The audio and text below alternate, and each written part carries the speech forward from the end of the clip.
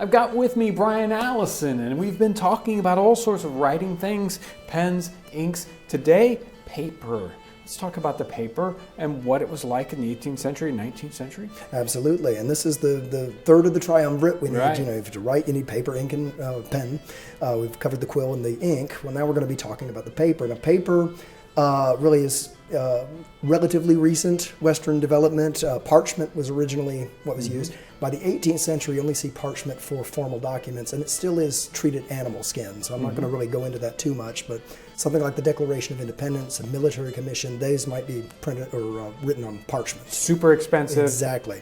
But durable. I mean, it's like leather. And it's still, it's still readable today. It's almost indestructible.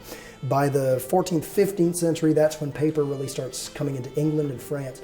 And the first type is this type here that I brought along. This is some laid paper. Now, this is all, these terms all have to do with, you can take a look at that. Right.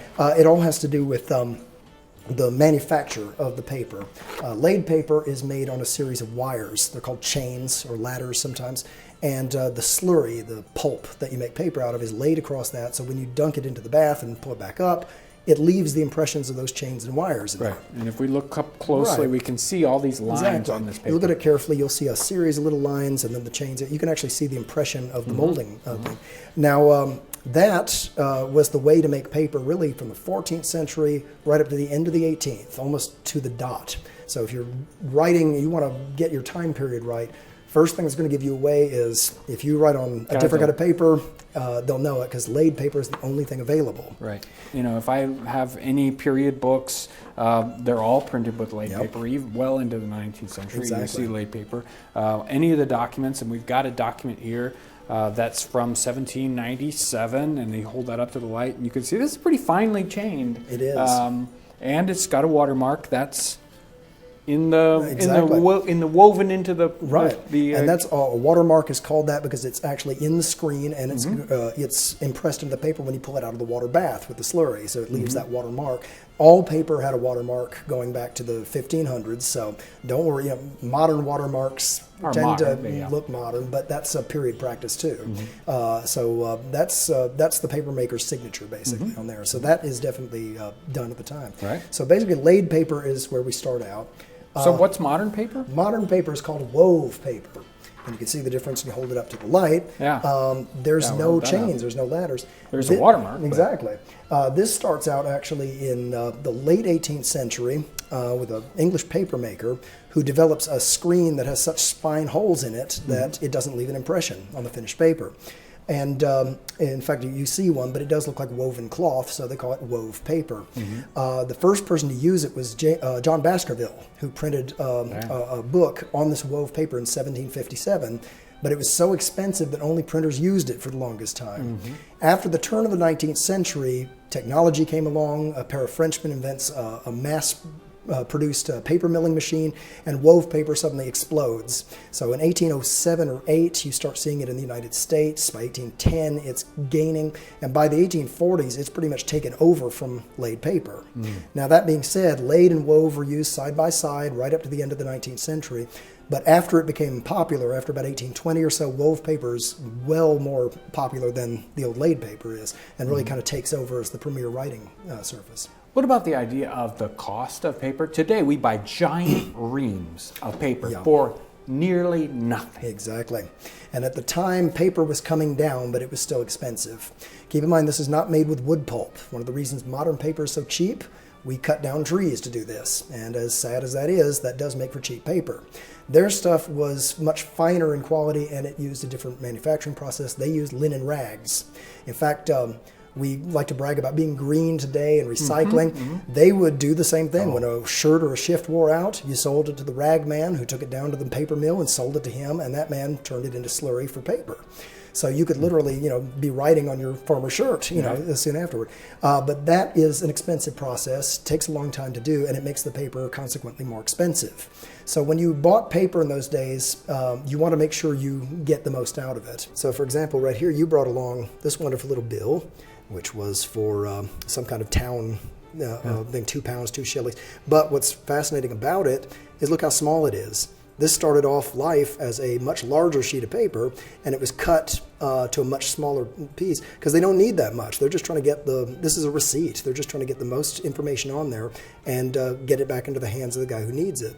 So if you don't need a full sheet, you'll cut it down, you'll shape it to match, and you'll try to save as much as possible because this can be very expensive at the time. They're not wasting the paper, they're not wasting the used clothing, everything gets reused. Pretty much. It's a great story. So, they had these papers. It turns out that there was sometimes, at different times, paper prep. They had that. Today we get out the paper, it's ready to be used. Exactly. What about in the 18th century? Well, in the 18th century, paper was often as good as the person who made it, just like the quills, just like the inks. So you do get complaints in people talking about the poor quality of their paper, and their ink is feathering or running, and that's the thing where it bleeds into the paper, or that it's so greasy that you can't write on it, it's just beating up. So there were tricks to get around that. You could still use them today. The way around that is use some of this gum sandric powder, and the best way to use it is to crush it very fine, put it in a little tiny ball of cloth, and then just pounce it all over the paper. In fact, that's the process called pouncing. And you pounce it all over the paper, rub it in real good, and what that does is it tightens up and slickens all the fibers of the paper, and that makes it easier to write on. You can do that with greasy paper as well. Another way to do it is burnishing. You could take a bone folder and burnish it real hard, and it accomplishes the same process. So these are ways of compressing the fibers of the paper to make it hold the ink a little better, make the ink run off the pen a little easier. And that was a more common problem in the 18th century than today. Today, if you're using modern commercial paper, it's got manufactured with tolerances at the factory, so it shouldn't give you that problem. But if you do, in the odd chance, encounter that problem, just use the 18th century solution and pounce the paper.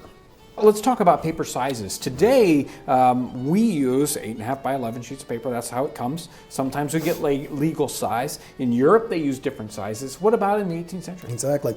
And this all comes down to, even today, what was the size of the master piece of paper coming out of the mill? They made them in huge sheets and then cut them down to size. You didn't want to waste it. Exactly. So as it turns out, when you cut them down into the smallest quadrant, basically, of that big sheet, you get a sheet about 8 by 10 inches.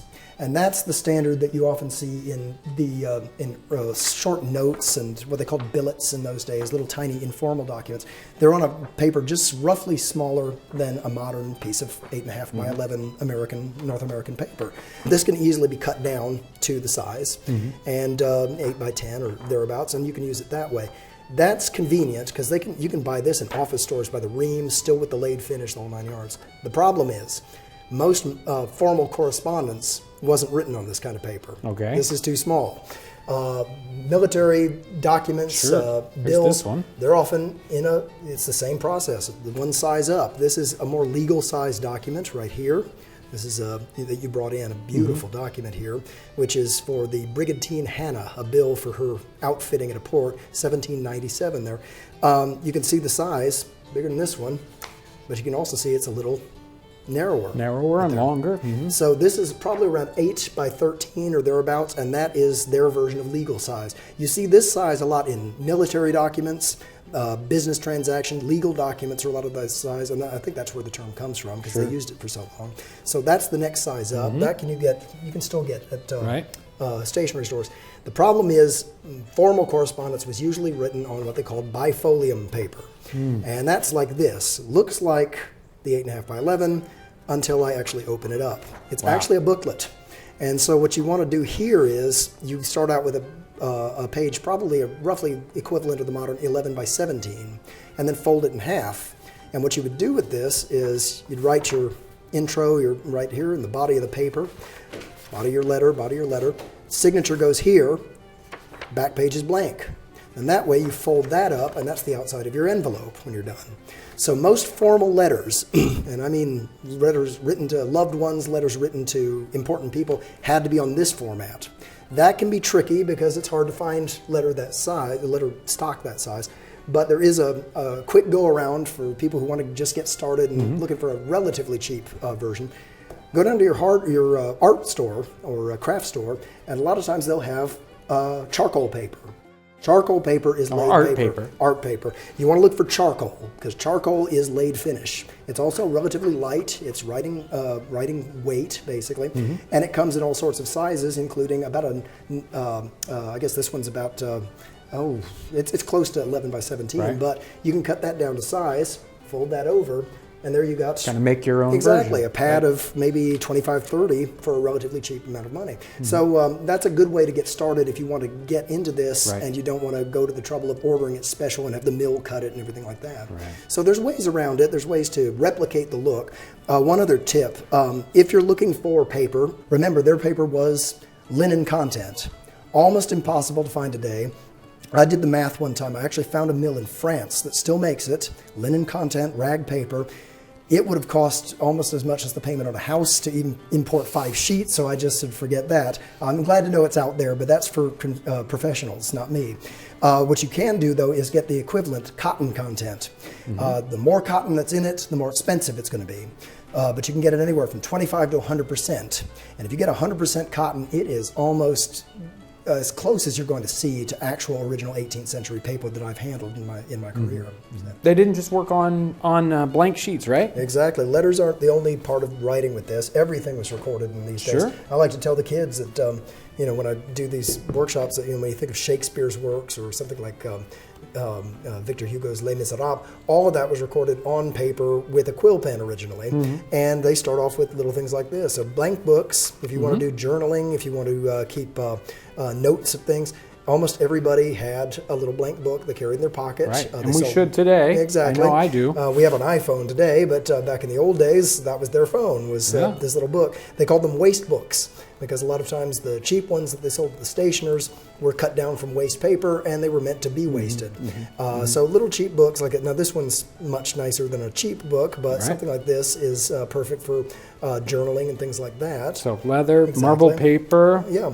So all of these would be how the records were kept. So if you're aboard a ship, for example, you're going to be keeping log books, you're going to be keeping navigational journals, you're going to be keeping medical journals. All that's being kept in these little blank books that were made in these bookbinder shops, sold to the public and carried to sea. Right. And here's one that's a commonplace book. A commonplace book, yeah. Those were kept by great minds, basically, so you could organize your thoughts. So again, you've got them where they've got tables of contents, and you've got the A, B, C, D.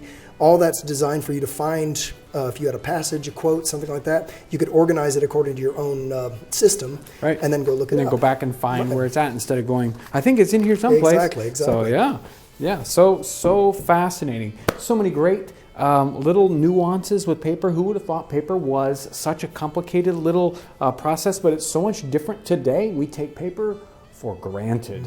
It was very, very important in the 18th century. So thank you, Brian, so much. Absolutely. Thank you, really. Amazing topic. We both covered quills and ink, and this is paper. You can take this link to see a playlist of these videos, and thank you guys so much for watching.